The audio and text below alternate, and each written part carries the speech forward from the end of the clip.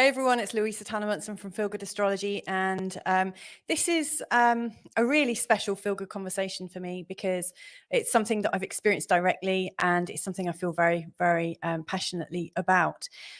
You may have already seen some of the wonderful shows I've done with the amazing Robert Jardine, who teaches us about German new medicine and its potentials and how we can empower ourselves to take control of our health. Well, in our conversations, and having had a conversation with his lovely partner Laura, we've all been through the situation of miscarriage, and they have explored miscarriage through the perspective of German new medicine. So we thought it would be a really good idea to do a show about it, in as much as it might help people who have gone through it, or for people who are planning to get pregnant and want to do everything they can to avoid this kind of situation from occurring. If I seem a little flustered throughout, it's because I actually am feeling quite a bit nervous, actually, and a little bit tearful. And I'm sure that's kind of to be expected, really, because it is such a sensitive subject. But let me just tell you a little bit about Robert before we get going, because if you haven't seen him before, you might not know what German new medicine is or how he came to do what he does. Basically, Robert, by profession, is an engineer and technician, and many years ago he was involved in a serious motor accident that left him in a coma for several weeks, and it also started him off on a new path, a pathway of healing, and through different modalities, etc. And over the years, he has come to learn about German new medicine, which, as a system of health and almost like a guidebook or a handbook on how you can heal yourself, it really appealed to him from his engineering background of understanding how things work. So anyway, I'm going to bring on Robert and Laura now. And if you've got any questions at all, please do join us in the chat room, because, we're really, really happy to keep this as an open and as expanded as it can be conversation. This is really just to do as much as we can to help. Anyway, let's bring on Robert and Laura now. Hey, you two, how are you doing? Thanks for joining me. Hi, doing good. Yeah, good.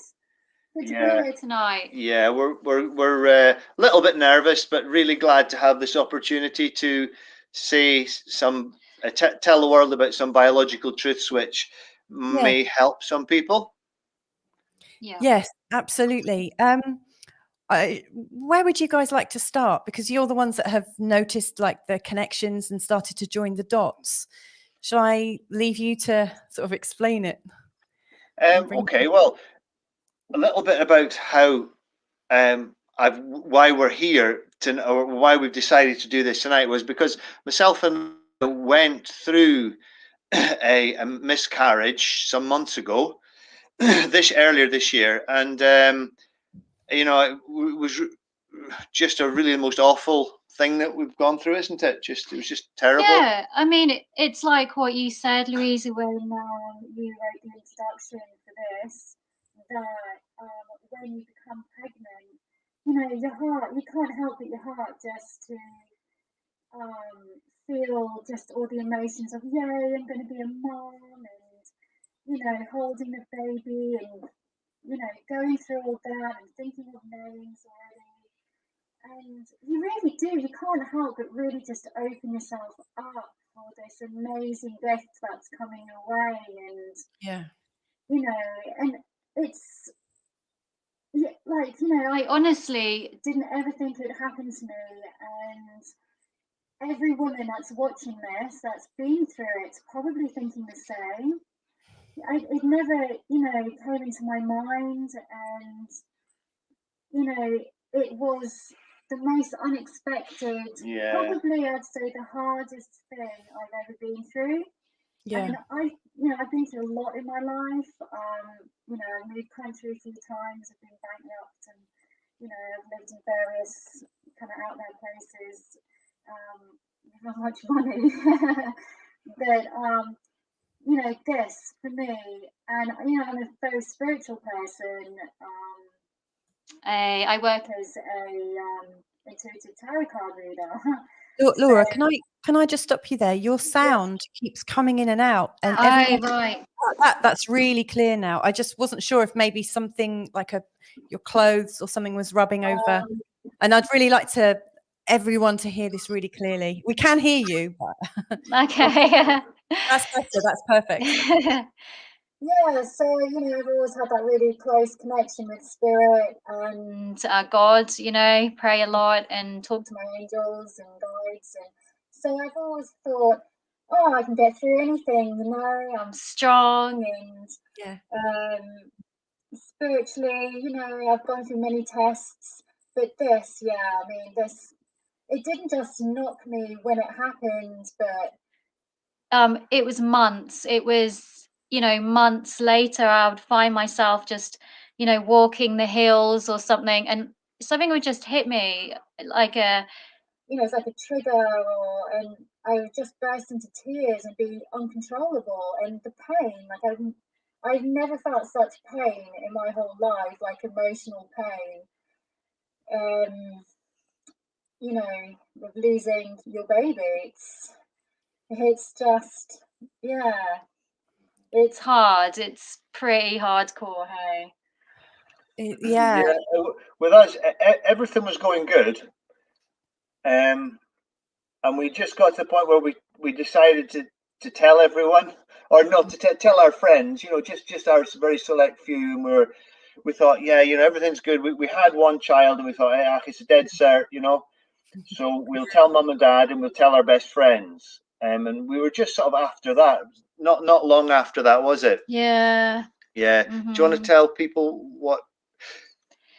Well, okay, so I went through the miscarriage. Absolutely terrible experience. Everything, the hospital, everything, the way I was treated, everything, the pain, the emotional pain. And then I thought it was something to do with my blood type, because I'm Rh negative, which is very rare. Yeah. And so we asked the German New Medicine group, Yeah. was this the cause of the miscarriage? Because even though Rob knows his 5 biological laws, like he does inside out, he knows all the cells and the tissues, all the names, and this is something he hadn't really experienced and educated yourself on, I guess. And so we asked this Facebook group, German New Medicine group, and it was one gentleman on there who said it was a conflict. Yeah, it was a conflict that causes it, and the conflict is called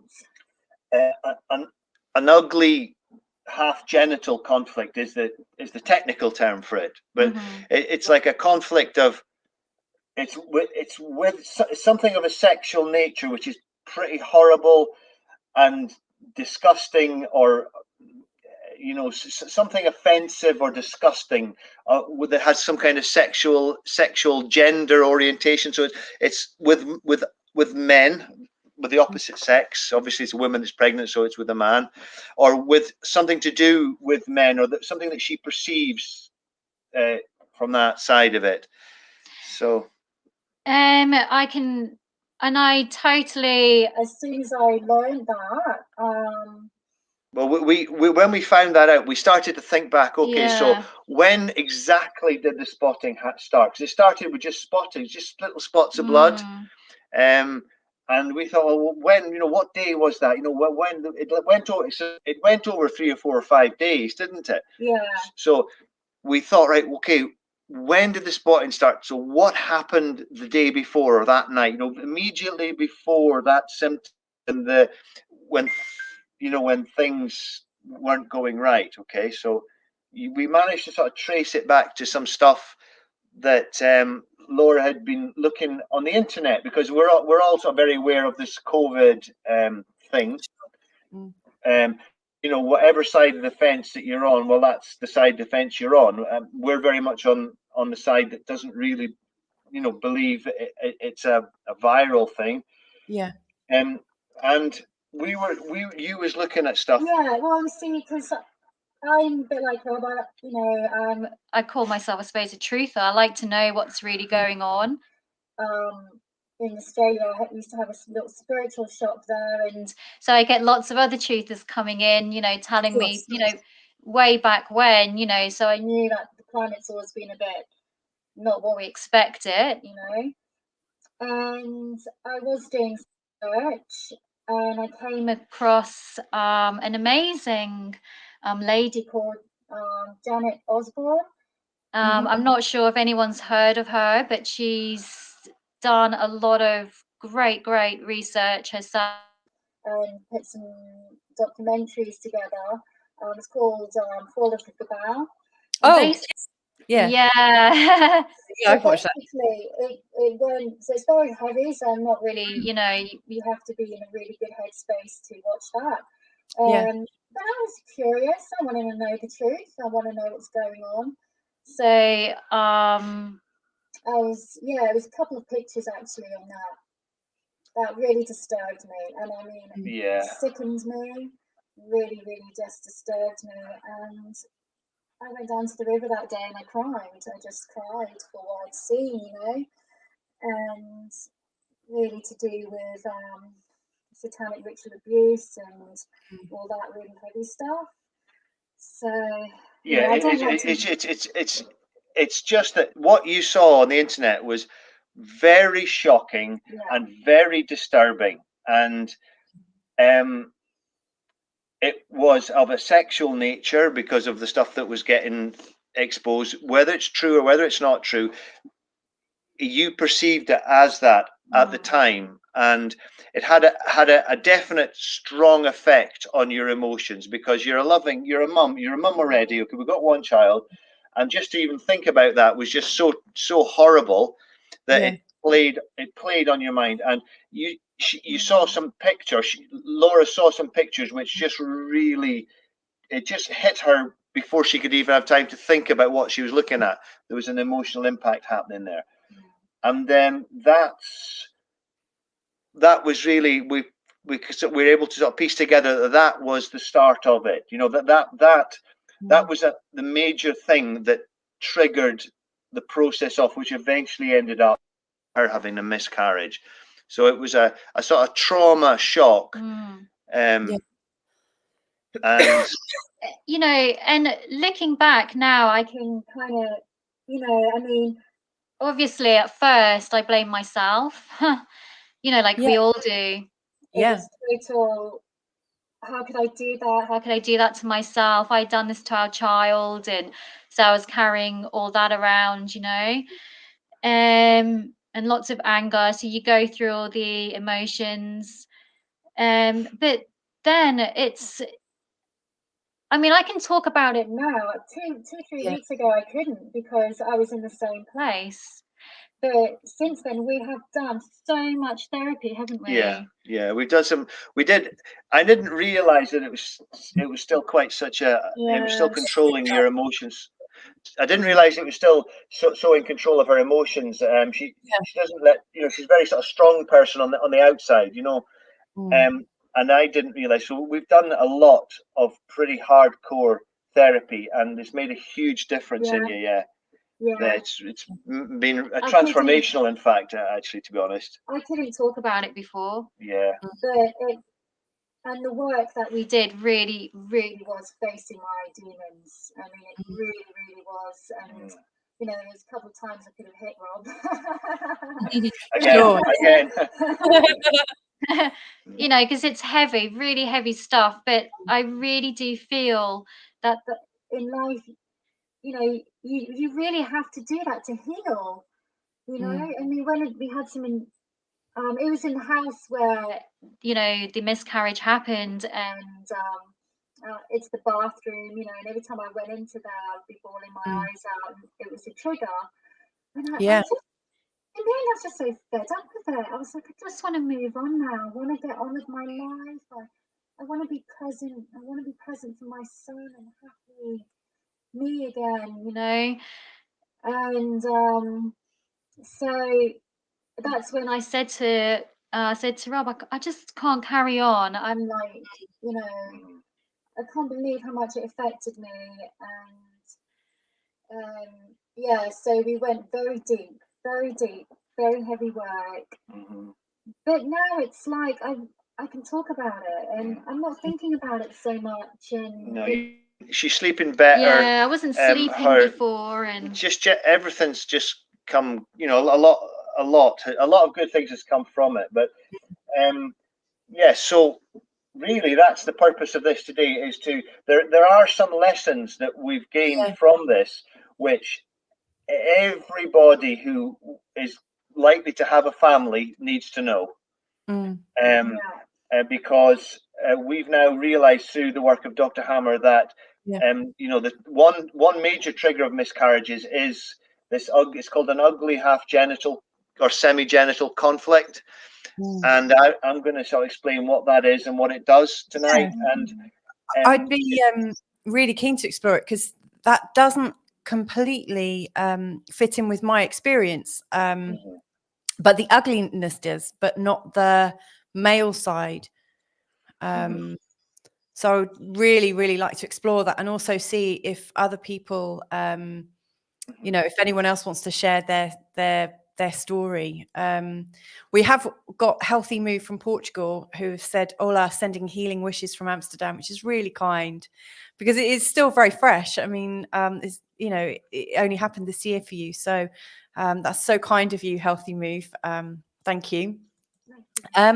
Just before we go deeper, could you just explain the premises of German new medicine, please, Robert? Just because people might be thinking, hang on a sec, what has that got to do? You know, how can seeing something or feeling something create a conflict and create that kind of outcome?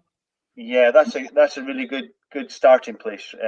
So German new medicine comes from a discoveries of a German doctor, a medical doctor who was an oncologist, and an extraordinary extraordinary guy altogether, incredibly intelligent, and he discovered that initially it was with cancer, but he was able to extend his research to cover every disease that is known to modern medicine.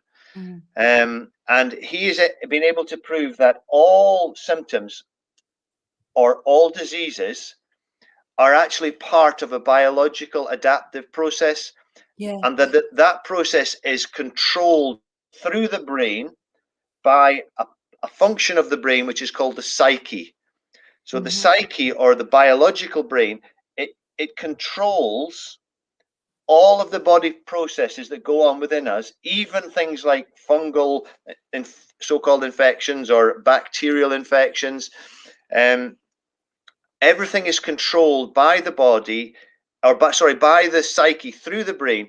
And strangely, when it's active, if you do a CT scan of the brain, you can actually see this specific brain relay, which is controlling the specific symptom in the body. So through this work, or what this work means is that if you have a symptom, say IBS, well, that's going to be controlled by a specific brain relay that is active, and it has to be active for you to have that condition. And it's always caused by the same biological stress that with everyone. It's caused by a life perception. So it can be real, or you can dream it. You can be on drugs or something and see things that are not real, but they can affect your psyche. So it's a perception, okay, that the psyche picks up on and tries to do something biological about it, and that then causes a symptom.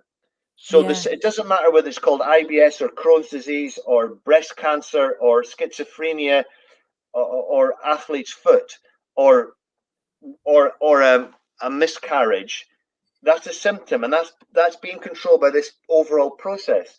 So this is what Dr. Hammer's given us. He's given us this roadmap of what is causing each symptom or disease, and then through that it gives us enough knowledge to work our way out of that, to either avoid it in the future, which obviously if we're lucky enough to get pregnant again, we'll avoid it next time, or if it's a condition that you want to cure yourself of, then it gives you the knowledge to piece together a path to recovery. Yeah. And that's what I do with my work. As I'm a kinesiologist and a hypnotherapist, like yourself, Louisa, yeah. But I always have this roadmap in the back of my mind of, okay, this person's got this problem, so I know where that's going to have come from roughly. So I'm just going to be looking about in that person's life to find that trauma, and then be able to change that person's perception of that trauma so that we can free the biology to become healthy again. Absolutely. And in fact, we've got a little encouragement from Gillian Alexander, our mutual friend, who says, great to catch us live, and so very true. Thanks for joining us, Gillian. And I'm so pleased that this is the right time for you to catch us live. It's going to be great to have you here. Thank you.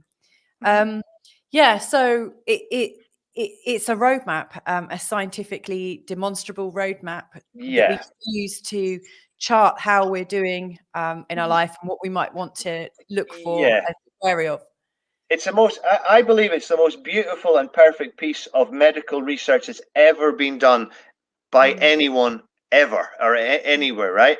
Because it is entirely objective and entirely provable and entirely repeatable. And I mean, Dr. Hammer died in 2017, and he had complete documented evidence, including brain scans and full histories and recoveries of approaching 50,000 people. And considering a lot of these people would have had multiple symptoms, then if you look at the brain scans, you're going to get multiple programs running, and everything. There wasn't one single deviation from what he said, not once in 50,000. Now there's nothing, there's no other medical research that can come anywhere close to that. Say smoking causes lung cancer. Well, my mum's 90 and she still smokes, right? Doesn't cause lung cancer in her. I know loads of people that have died of so-called lung cancer and they never smoked. Yeah. You know, that's like, there may be some slight increase statistically, but nothing. But when you look at Dr. Hammer's work, it's 100% repeatable 100% of the time. And it's objectively provable. So I can't understand for the life of me why medicine hasn't really been celebrating his discoveries instead of trying to suppress them. And, you know, so that's the thing that I can't quite understand. But nevertheless, we are where we are. And tonight it's about the what triggers miscarriage. So I think. Yeah, I want to first of all thank you, Laura. I didn't thank you, you know, when you shared your story there, because you know, it's a big thing to share that, because it's not spoken about. I mean, that's the other thing with miscarriage and anything like maternal that doesn't work out. It's just not spoken about openly in society. It's almost like an area of secret shame. So it's amazing that you feel comfortable to come here and share. So thank you. Well, you know, I just, it's like what Rob was saying earlier. I just want people to understand what he's going to explain. And if people are pregnant at the moment that are watching this, or are trying or want to try in the future, then you know, take on Rob's advice and you know, it's about preventing it, you know. It's because it's such, you've been through it, Louisa, you know what horrible experience it is, and it's I wouldn't want anyone to experience that. No, absolutely not. One of the things, actually, before I ask you a question, actually, Gillian's sharing her thoughts about why mainstream pharma and big medicine hasn't taken the opportunity of German medicine up. No money in supporting something that makes no money for big companies. I think you might have a point there, Gillian. If money wasn't an issue, I'm actually sure that German new medicine would have been studied already, right? Yeah, obviously so. Yeah, because there's everything to gain from it. So the thing that I'm curious about, like, Robert, I know in the past you've shared about heart attacks, that, you know, German new medicine can work on every situation, but with some people, they may well have caused or got the sort of like the beginnings of a heart attack, or the beginnings of a conflict that can only be resolved in a fatal heart attack. And so my question is, the feelings that are involved with miscarriage, is it something that you sow the seeds for before you get pregnant? Like, what happens if, like, if you're already pregnant or you've already got this going on, how can you release the conflict without losing the baby? Is it possible to release the conflict? Is losing the baby the resolution of the conflict? Yes, it is. Yes. So if that was the case, and it would be pretty much impossible to know that, I'm not entirely sure if the person could have conceived. No, they probably could have conceived, I think, if the conflict was active, maybe. But if they did, then the best thing to do would be not to resolve anything until the pregnancy, until after the birth. Okay. But really, the overall sort of message that I want to give today is that when a woman becomes pregnant, this is a very special time, and that woman needs to protect herself from any and all stress of any and all type. And her man, if she or her partner, right, if she has a partner, or her close group of family, or her pack, as we say when we talk about German medicine, we're like as if we're pack animals. So our pack, or our family, or your partner, needs their role is to also protect the woman as she's pregnant, because he's protecting the child too. So if there's any big issues, the man should absorb that and not even bat an eyelid, and you know, he should try to make sure that his woman is protected from stress, and the woman has to protect herself from stress. So she doesn't go on the internet, or she doesn't start going, you know, big heavy stuff that could well be affecting our lives in a huge way, which definitely this pandemic has done. But we didn't know it. We didn't realize how sensitive the brain or the psyche is in the woman who is carrying a child.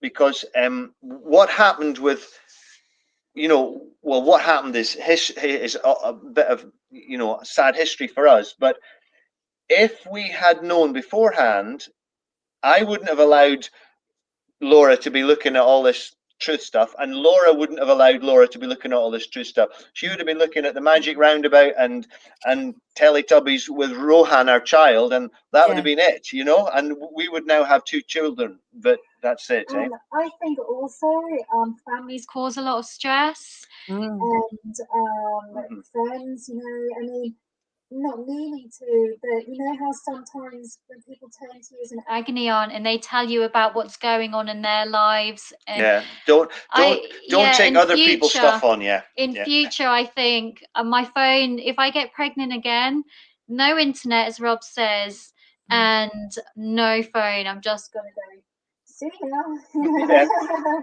But, you know, because I cannot go through that again. And I know what caused it. And I've got quite a few questions actually. Oh, crikey, where was I? Hang on, let me just share Gillian's next comment actually, because Gillian has said, I haven't seen your share, but love to you both. Have had experiences of my own, and sharing is always a gift, so no one also feels isolated. And I would absolutely agree with that, Gillian. Thank you for that. It is really important that people don't feel isolated. I remember my comment now. So based on what you're saying, it sounds like the ancients were actually quite right about how pregnant people should be, like pregnant women, sorry. You know, women used to be put into confinement, didn't they? They used to be put into a place where they were absolutely looked after and not allowed to do anything. Sorry, there's a bit of a delay in my speech, I can see. So I hope that's not too distracting. But yeah, they used to be confined. And I'm sure that when they were in confinement, then they wouldn't have had that kind of trauma going on. Yes, I think so. There's an awful lot of wisdom in ancient traditions. I think modern man has been a little bit confused by science and things, and medicine especially, because, you know, at the end of the day, medicine's a business. And when we lose track of that, and we tend to think of medicine as something that's out for the good of mankind, which we're kind of, you know, we do tend to think that we can get led astray. You know, obviously, old traditions are there because they worked and they were needed. Yeah. So. Yeah. Gillian's just added something. I was massively sensitive when I was pregnant the first time. It was in the good old days when there were only 4 terrestrial TV channels. Those good old days. But I could hardly watch even that, as there were fundraising adverts for starving children on them. I just recognised to keep well away. Yeah, I'm sure you felt very similarly, Laura. I mean, I'm sensitive to stuff I see on telly anyway, but I couldn't go anywhere noisy. Like the noise, I would feel very sensitive to and just want to keep my belly out of it. But anyone who's got sort of psychic awareness and healing ability, you feel everything when you're pregnant, don't you? You just go, we just become this wide open birthing canal, don't you? Just like all that energy going there. So can we explore the links that you found then? So it's a conflict, an ugly conflict. Was it 2 conflicts that you identified, Robert? Well, right. So the biology of it. I'd like to know the biological imperative of it. You know how when people have cystitis, for instance, and it's basically there to help them spray. You know, what's the biological conflict going on with miscarriage? Okay. Do you want to stay for this, or do you want to go? Well, I'll let you crack on. Yeah. One thing I did want to say though is my understanding as well. I mean, I do know the 5 biological laws pretty good, but when Rob explained it to me, I just saw my womb as a garden, and you know, it needs to be kept that way, and you can't have, you know, weeds and blackness and darkness in there because nothing will grow, or poison in there because nothing will grow. And you know, that's just, isn't it? Yeah. And that's what we've been working on the last 2 weeks. We've been working on clearing all that out, and I think every woman needs to do that. Yeah, that's actually Anyway. a very beautiful analogy, and I think a really necessary visualization, and you know, something to bring about. Thanks so much for that. Okay, I'm going to let you guys get on because it's going to get too technical for me. Thanks for joining us, Laura. All good. See you. Fun. See you. Yeah. So, right. Pregnancy is in itself a biological adaptive program, and it has, like all other symptoms of disease, it's not a disease, but all other biological processes. Yeah. It has 2 halves. The process has a conflict active half and a resolution half. And pregnancy is the same. Once conception, once implantation takes place, the pregnancy program is activated. And for the first 3 months of the pregnancy, it is what we call in German medicine conflict active. Wow. And then for the last 6 months, it is in healing. So at 3 months after the first trimester, the woman goes from conflict active to healing, and a whole pile of processes take place in the body. in the brain and in the body, which are all designed to help this process happen smoothly. So when a person is conflict active in the first 3 months of the pregnancy, the sympathetic branch of the autonomic nervous system becomes dominant. Okay. So the autonomic nervous system has two branches. It's got the sympathetic and the parasympathetic branch. So for the first 3 months, the sympathetic branch of the autonomic nervous system is dominant, and there's a whole pile of processes which come from that, which help the pregnancy. One of the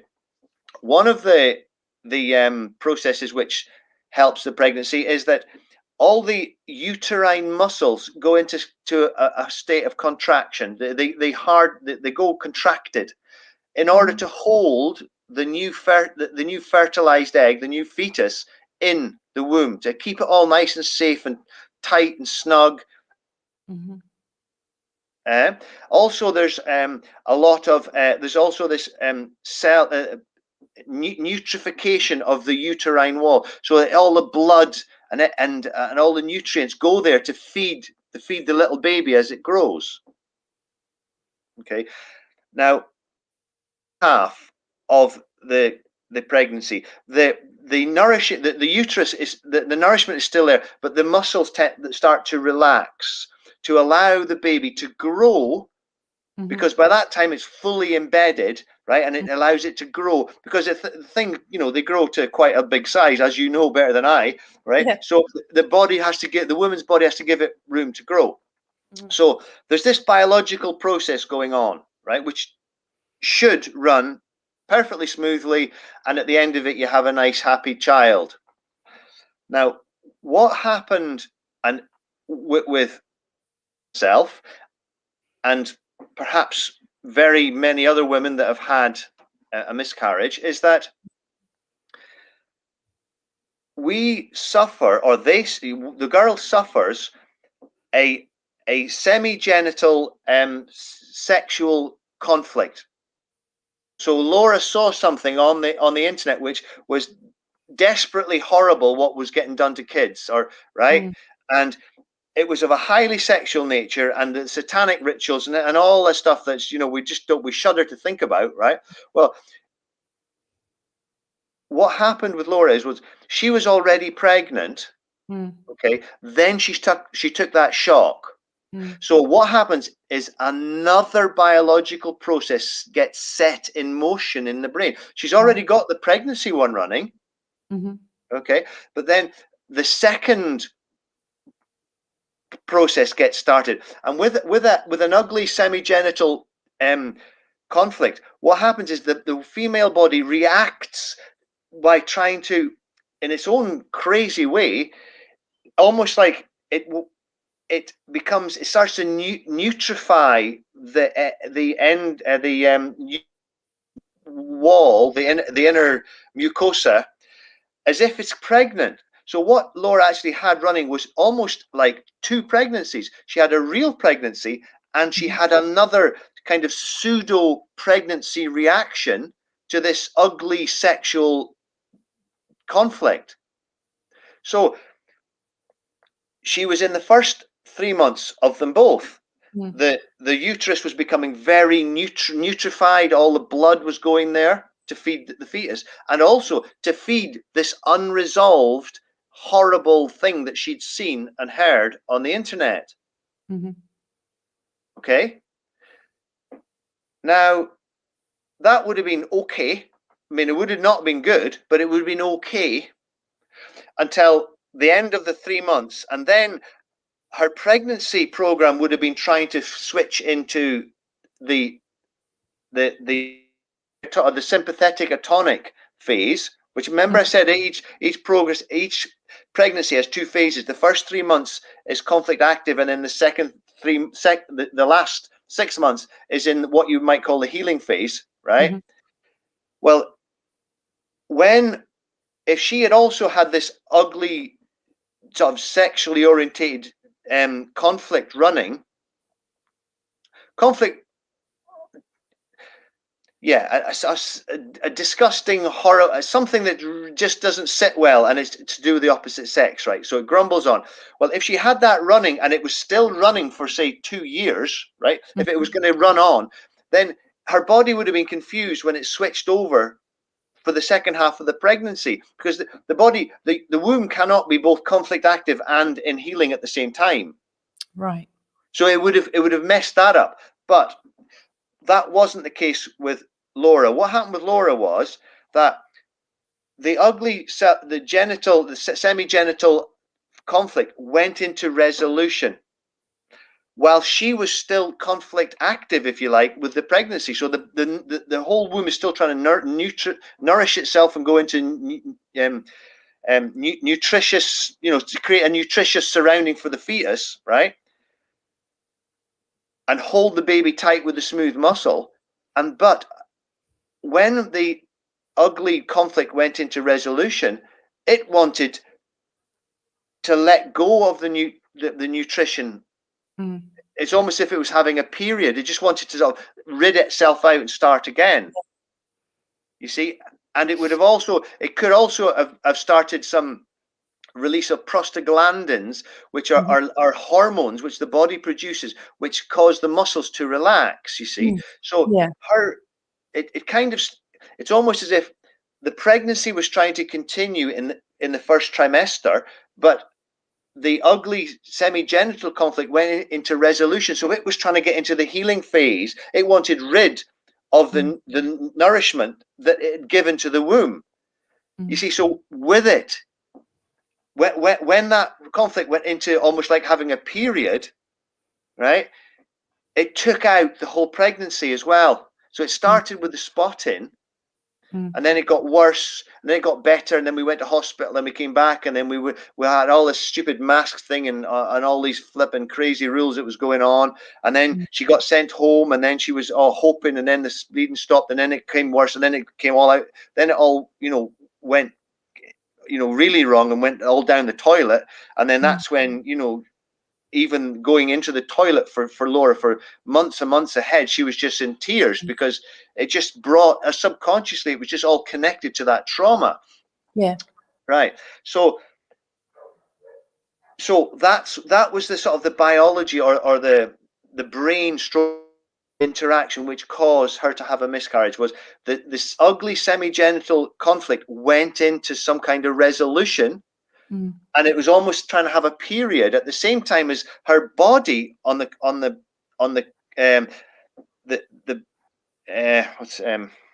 pregnancy program was trying to hang on to it. Of course, it couldn't, and it just took them both out, and it took the baby out with it.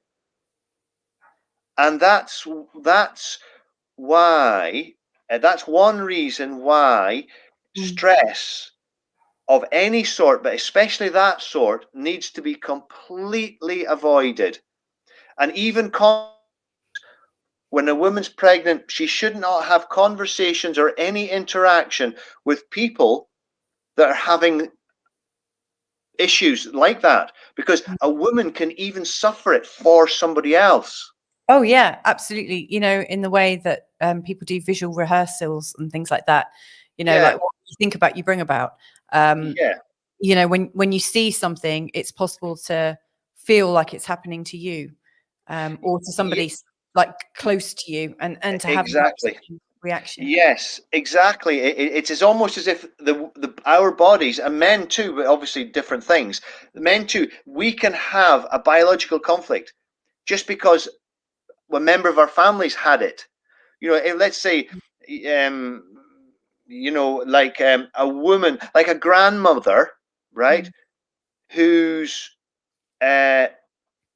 granddaughter has a terrible accident. Well, the grandmother can start to get breast cancer, but it's not even her child; it's her daughter's child.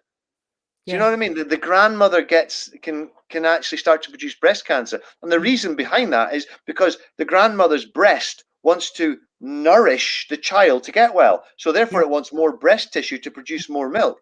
Now, the grandmother might be in her 60s or 70s, so she's not going to be either producing milk or getting pregnant again, but her body doesn't know that. It's just hardwired to do that. So the same is true for when girls get pregnant, right? Is to say, right, this is my time of.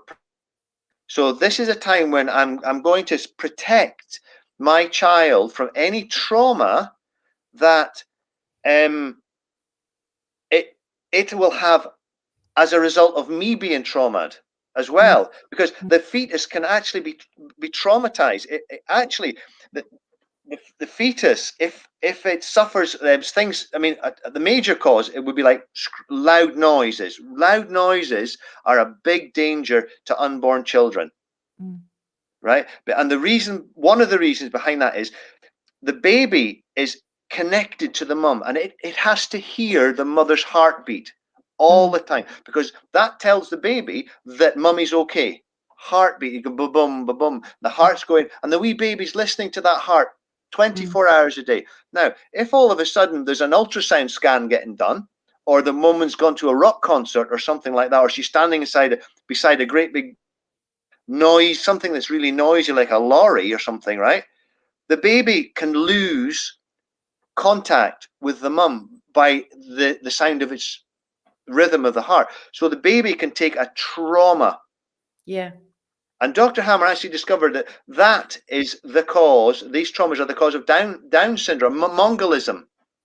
Really? It's actually caused by a hearing conflict that the fetus has, right? And that's just quite... With that knowledge, then, as a woman, a pregnant woman, according to what Dr. Hammer's knowledge has given us, the good advice is to say, right, whoa, if you're lucky to have a man, then the man's job is to protect the woman and to make sure that if there's any bad news comes her way, it has to go through him first, and he has to just make sure that no trauma is ever experienced by that woman. And that's really my message tonight. It's just that what happened in Laura's case and in many other cases is that when you suffer that specific type of semi-genital conflict of some kind of pseudo-sexual nature, even if it's just like some man being totally overly masculine and treating a woman like she's like in a way that he shouldn't. Like, I'm not talking about sexual abuse, but I'm talking about just there's a word, misogynistic. Is that the word? Yeah, misogynistic. Right? Yeah, right. Even that can be perceived by a woman's psyche as a semi-genital conflict, and that in itself, when that goes into resolution, it can take with it a fetus. Can I ask, what is a semi-genital conflict when someone's not pregnant? Like, do they happen when? Yeah. So what happens biologically in the body when a woman goes through a semi-genital conflict? Because the reason I ask is just, obviously what you're sharing here is, to somebody who's new to German new medicine, they're probably just likely to say, that just sounds bonkers. And, and if this is your first introduction to German new medicine, I really strongly advise you listen to our other shows, because as you go through them, you'll realize that all of the illnesses that we've spoken of, or Robert's spoken about, has an actual biological conflict, which you can clearly see in the demonstration. And he's gone to great lengths to explain things like marking and territory conflicts and things like that, which happen to all mammals, or maybe all animals, I don't know. All animals. And we are hardwired with the same kinds of conflicts, which we try to resolve, and the resolution of them often has a physical, or always has a physical symptom. So what I've never heard of a semi-genital conflict, and also an ugly semi-genital conflict. It just sounds like something you've pulled out of the sky. So I just want to sort of explore it a bit more. Like, what happens with a semi-genital conflict? Well, what does it do to a body? Yeah. Okay. So a semi-genital conflict is processed by a relay, which is right smack in the middle of the brainstem. So the brainstem is part of your brain, and it's the oldest part of your brain from an evolutionary, right? So it's the original sort of reptilian brain, I think it's also referred to. And right in the center of the reptilian brain is a relay which responds to this type of conflict. And in women, it causes it's kind of like causes like the first half of a pregnancy to start. It causes the nutrification or over nutrification of the womb. Right, so if she's not pregnant, if she starts to have mega heavy periods, that can be a cause of that, because every time she has a period, if the conflict is still ongoing in her life, like she's living with it, for example, then the womb over nutrifies, and then when the period comes, because if there's no implantation, there's no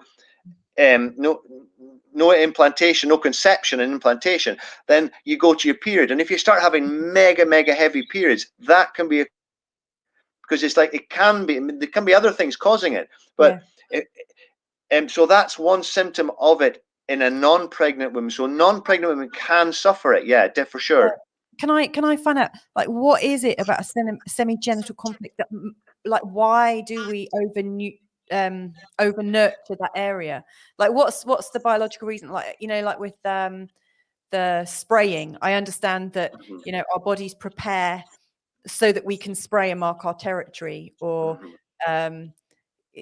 because everything that you've shared so far has really made sense, and like when I've heard it, I've gone, I mean, I totally understand the fact that we're psychic sponges, and I am so impressed by German medicine.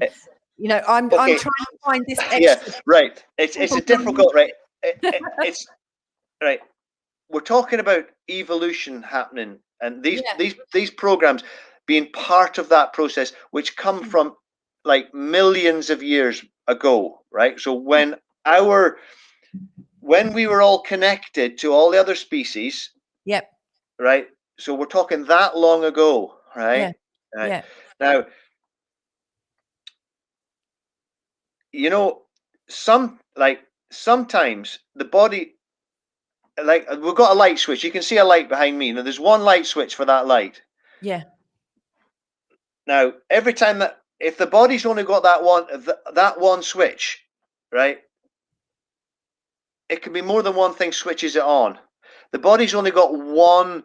It's only got kind of one response to that kind of theme of issue. Right. Now, if it involves sexuality, and it could even involve elements of protecting something from that, from that's horrid and with a sexual twist to it, right? Well, the only relay that was in the brain at that time, when we were basically these reptilian things, right, was the relay which causes nutrification of the lining of the womb. So I suspect that it's like a separation, like, for example, separation conflicts which cause, say, eczema, right? They can be caused by loss of contact, but they can also be caused by wanting to lose contact, right? Right. So do you manage, can you sort of see how if you want to nourish a child, or an unborn child, a fetus, right? Then you want to create lots of nutrition there. But also, if there's something so disgusting that it involves children, it's got that semi-sexual part to it, which is all about conception and children, then the body's only got one switch. So it has to, it's just two fingers, if you like, have switched on the light switch, you know? And it's one finger is when it wants to protect the child, and one finger when it's so horrified about something that's got some kind of sexual connotation to it. And the body's only got one switch, like this room's only got one light on. So the body is sort of by default, that's the only reaction it could do.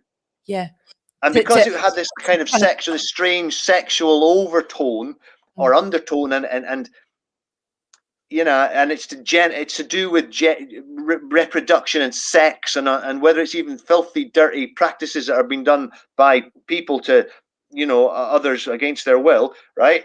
It's still got that kind of sexual element to it. So that relay is activated, and the only thing it can do is switch on and then switch off when the conflict goes into resolution. And that's what happened with Laura, was when it went into some kind of resolution, the body then tried to go to almost if it's like having a period. Yeah. But the other program was trying to hang on to a baby. Of course, the whole lot just got swept out. Yeah.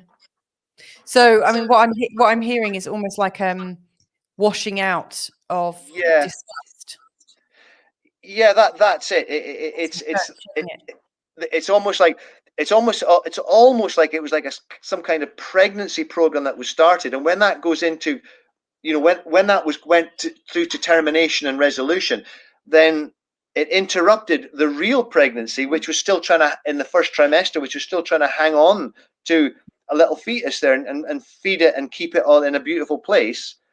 And of course, a womb can't do two things at the same time. It's either got to do one or the other. So, you know, the rest is history.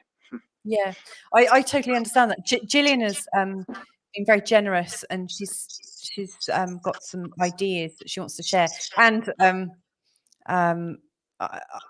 yeah, they're really brilliant. Have been holding back on any comments while you describe this process. When a woman is expelling trauma from her body, she can often expel it from her womb, almost like giving birth to it. Have known some clients to have full contractions and certainly to bleed wherever in her cycle she is, or even if they're postmenopausal. It's interesting, actually, Gillian. I know that if I've had a very emotional month, I feel like I have extra blood loss. It's like I am like washing it out. And I've always had a sense of deep relief when I have my period, because it feels like I'm, at some level, it's like I'm being cleansed. You know, it's that great washing out. Then she's added, and I love this, Robert is highly articulate in explaining this. And I would agree with that. And I've been putting you to task, but it's really because I want this. I want people that don't understand German new medicine to totally get it, you know. And then Gillian's added, females of any species will tend either to not get pregnant or carry the pregnancy if the environment appears not to be safe. Is that part of the limbic survival response? Thank you, Gillian, for that. Yeah. I'm not sure that there's a question at the end there. I'm not entirely sure. Another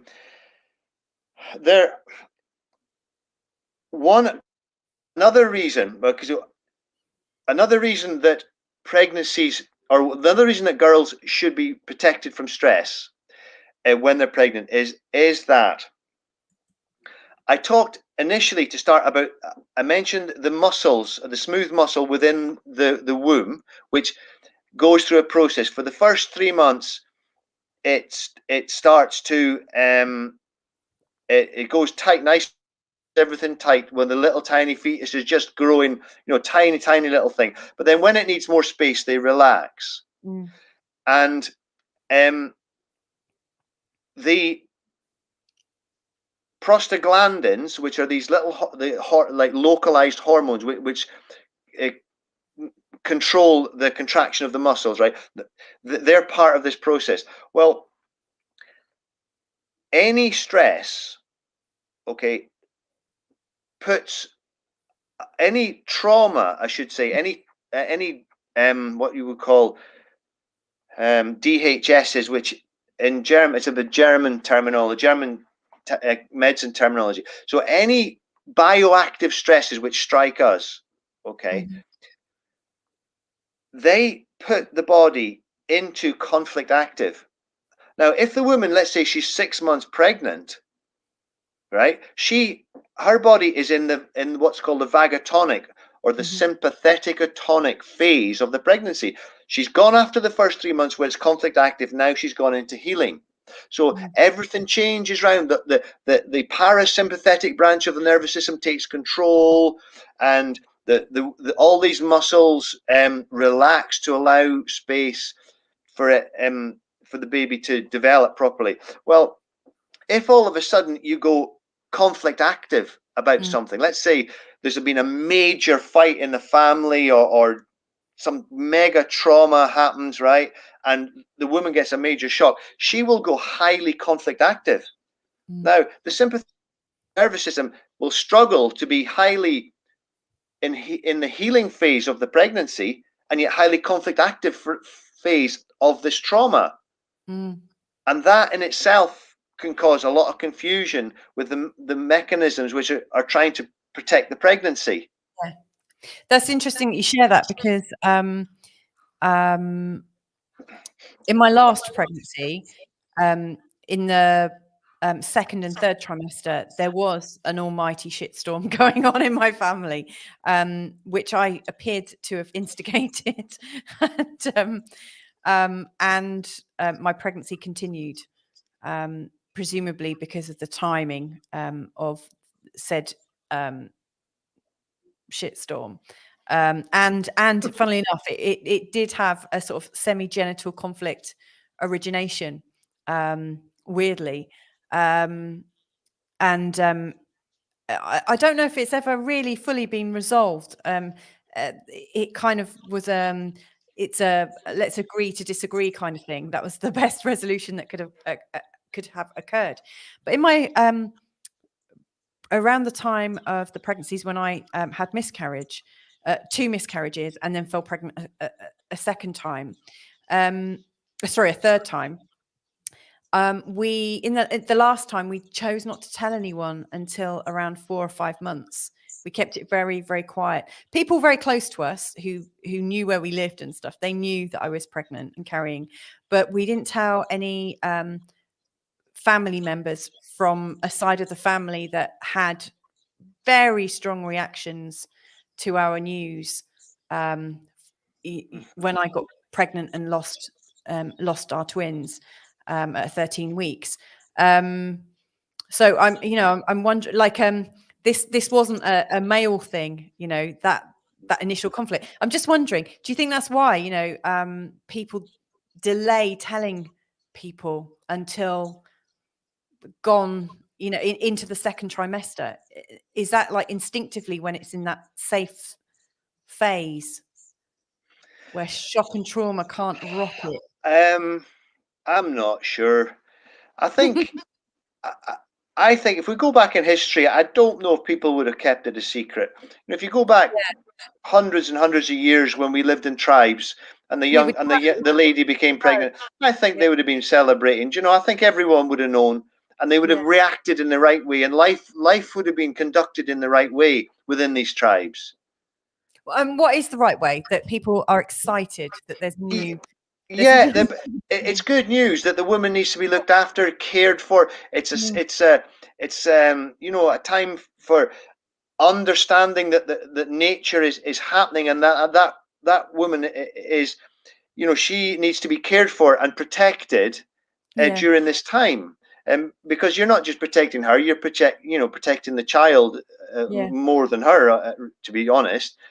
So I think that's the right way to be. I don't think that you need to keep it hush hush, but we're all, because we got this thing about, we don't like to tempt fate and don't want to tell anybody, and so, which I kind of do understand too. We've been through that, but I would like to say there's one point I'd like to go back on, and you cannot really know if you suffered a semi-genital conflict consciously. You can only know symptom presents. It's not, that statement is not a conscious perception or conscious understanding of something. It's what this biological brain suffers is a semi-genital conflict, right? So it's the best words that Dr. Hammer could find to describe what the psyche has experienced. The conscious mind can be lots of different things cause that. It can be an argument with even a woman. Well, I don't know if it can be. It's unless she's perceived to be like a man, or if it's talking if it's to do with, I mean, it's just too complex to generalize about, right? But if you experienced that type of miscarriage, then your psyche will have suffered that conflict. Right. Whatever in life caused it might not be so easily sort of discernible as that conflict. With Laura, it was because it was to do with, you know, the torturing of children, and some of the pictures and images she saw absolutely shocked her to the core. And it was it actually, when we look back, we realised it even stopped her. It stopped her sleeping. She even was waking up at night dreaming about this. It was so terrible for her, and it went on for a long time. And then it was only on a sort of resolution of that, when, you know, she kind of, on some level, she must have let go of that issue, that it went into the second phase, and that took out the pregnancy with it. So that's another sort of point which perhaps I haven't got across that well, is that when I talk about, I give a specific name to a conflict, that's the conflict which the psyche suffers. It's like a biological reaction. That makes more sense. Yeah, what actually we perceive as living, thinking human beings might be, you know, something else. I mean, like one trauma that affects 10 people, you could get one person having a heart attack, one person getting cancer, one person getting nothing at all. Yeah. You know, everybody's psyche perceives it their own way. It's all subjective. Yeah, life is a subjective thing that we experience. We experience life. How you're wired emotionally, how you're being brought up, all your expectations, that all plays part of the equation. And then we experience life, bang, you have the shock, and your psyche just grabs that shock and does something with it instantly. And in Laura's case, it did what it did. And the result is, you know, the miscarriage. Yeah, so I think that's important to know. But the overall picture, the overall sort of takeaway of this presentation is, listen, pregnancy is a special time, and everyone in that woman's network should work together to make sure that that woman's time is enjoyable, is celebrated, is full of all the good things, as well as a hope. It's not a bad thing to hope, you know. It's like some people say they're scared, you know, that they feel, because you do. I mean, you know, we were quite, as far as parenting goes, weren't myself and Laura are not the youngest, you know, not the youngest to be having a family, but these things, you know, it all happens and it's great.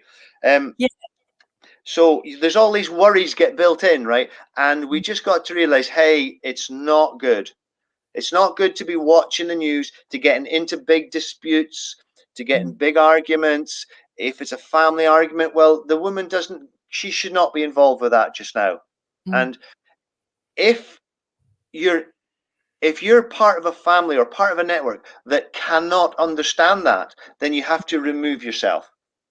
If you're lucky enough to be part of a framework of people that could understand that, like the traditional people, the tribes and such, they understood it, right? Then it's all great. A woman's taken care of. She's taken out of circulation for 9 months. She's looked after. Everything is great in that. And wherever these girls go to become pregnant, to become the mum, then it's obviously everything's good for that, and that's great. But because we're in a society and a time and a place that doesn't recognize this, then we do have to protect ourselves from the internet, from the news, from all the big issues in life that could be dangerous. So yeah, that totally makes sense. I mean, it's a miracle any woman can carry a pregnancy these days, because like women, you know, they usually have their sort of like celebration at the end of I can't remember what they're called now. You know, a baby shower. I've never had one, but you know, they have their celebration right at the end, and for the rest of their pregnancy, normally everyone just behaves as normal. The woman goes to work, usually works up right until the end. you know, until they're kicked out of work, you know, by HR for legal reasons. It's not celebrated or revered. And sexual abuse and misogyny and stuff like that is paraded everywhere, all over the media and social media. In fact, it's almost revered. So it's incredible that the psyches of people aren't more damaged. But I guess the rates of people going and having miscarriage and spontaneous abortion are much higher than they have been. It increases, doesn't it, rather than decreases? Yeah, definitely so. To be honest with you, it's pretty much a miracle how the human species is still managing to expand, which it is, but it's not. It's despite what we do, not because of what we do, eh? Yeah. And most people's understanding is it's all medical. Everyone's understanding is it's obviously physical. From the perspective of, there must be like bad genes or this, that, and the other. It's always, I mean, that's where humanity seems to see things from the perspective and forgetting the sort of archaic but still very current programs that are going on. And they're there for a reason, aren't they? Like you said.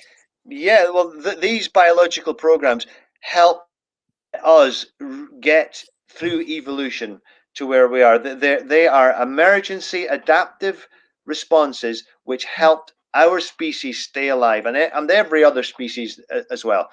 And it's it's our ignorance of this biological truth which is ongoing in every one of us 24 hours a day. Right? We're all walking around with this every moment of the day. And it's our unawareness of that which is the cause of many, many diseases that would be avoided if we knew what actually caused them. So if we knew that separation causes dementia, would we cart off our parents when they become slightly, when it becomes convenient to have them, right? Yeah. Would we, no, we wouldn't, or we might not, right? And same, if every time, would we fight so much about some territorial issue if we knew it was going to give us a heart attack and it was going to kill us? No, of course we wouldn't. Yeah, we'd fight more wisely, wouldn't we? Yeah, exactly. We would live with a bit more thinking about what is valuable, and it's such a crying shame that not everybody knows about German new medicine, because it is the greatest gift that mankind has ever been given. It tells us what we are, and it tells us indirectly how to live. Yeah. And it's just, as a therapist, I always end up trying to heal the damage, whereas the best way to get to learn German new medicine is before you even get ill, because that way, if you do, you can never foresee expected shock because it's a contradiction in terms, right? But you can prepare your mind to be more easygoing, to sort of realize, that some things are not so important, that things that we might be overly obsessive about. And more importantly, when we do, as we all we'll suffer biological shocks in our lives. All of us do. But if we had this knowledge, we would be able to interpret the symptom right away. And we'd say, I've got this big rash on my arm because of this. So fix that and the rash goes away. Yes. It's much more difficult to fix the eczema 10 years down the line when you're trying to pick through the remnants of long forgotten memories to figure out what caused it. It's much more difficult to fix that, or it's much more difficult it's impossible to fix a miscarriage after the event. You're much better fixing it beforehand, or definitely, and then, like for example, for Laura's, as Laura said herself, if she'd known then what she knows now, no internet, no Facebook, nothing would have gone on. she loves gardening, she loves animals, she likes going for little walks, she loves all the things that involve in our little farming life. So that's what she would have been doing, and taking it very easy, and the result would have been very different than what it is. Yeah. Yes, I absolutely agree. And you were saying it's how the psyche perceives it. The psyche. So another important part to this is people who are overly sensitive, or who feel things ahead of time, who feel things more deeply.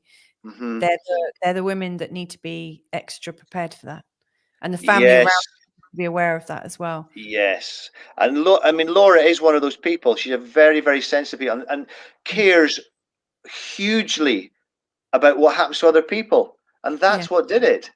Yeah. And it's only in hindsight we get, we can only. It's unfortunate that knowledge comes from experience in this case, because it's we've lost a child about it, and I just think that it's not complex. The German new medicine is just different, and it takes, like everything different. You start eating soup with your left hand instead of your right hand, or right hand instead of your. It's difficult to start with, but after a little while, you start to realize that German medicine is a simple process that the body has, and we learn it, teach it to your children, or learn it yourselves. Learn it before you need it, and then it's there for you, like a roadmap to recovery. It's exactly what it is. It's a roadmap to recovery, and you need the roadmap. Have that roadmap with you, so that when you need it, you can get yourself back to good health again. So I urge everybody to go on the website. I mean, I think you're going to probably put some websites up, which would be free-new-medicine.com and whichever other ones that I've given you in the past. Absolutely. And it sounds strange, but whatever symptoms you have, your body is trying to protect you on some level, that it's learned through a process of evolution which has gone on for 60 million years, right? And somewhere down that massive long journey, the body has learned to behave like this in this situation. And it's always doing it to try and keep us alive. So we've got to stop calling disease. It's a symptom of our body trying to help us cope with a perceived life stress. And Lord knows there's a lot of this going about just now, of with what's going on in the world, right? So we need to be aware that the stresses we're experiencing can have a consequence. So we need to, even just knowing, can say, well, I'm just gonna take it easy, and I'm not gonna allow myself to get caught up in things, and behave in accordance with our biological needs. I suppose that's what I'm saying. No, I totally hear you. And I really thank you once again for wholeheartedly sharing so beautifully, so deeply and thoughtfully. Especially, because I know that you really want people to learn German new medicine, to receive it as the gift that it really is. And through that, I think the world can change. Gillian's just added, I've not been pregnant these past 2 years, but I've certainly been careful with what I've exposed myself to. I know I tend to take things in, and that's just amplified when carrying a little one. Absolutely. Yeah, spot on. Yeah, very much. She's added, thanks so much, Robert, for sharing, and Louisa for holding this space. So I think that kind of wraps it up. I can see we've got an extra comment, but it's in Portuguese, and I don't have time to translate it right now. So I will look at Patricia's comment separately and get back to her, because I'm not entirely sure what it's about, but it's got vast sums of money and the name of a bank. So I don't know if it's a genuine one or someone trying to offer me a load of money from I don't know, some other country, who knows? But anyway, if you've joined us live, thank you so much for joining us. If you're listening to this after, I hope this has been of some help. Robert, thank you so much as ever. Have you got any final words? Well, take care out there. Learn German new medicine. It's available. It's free. It's available on it.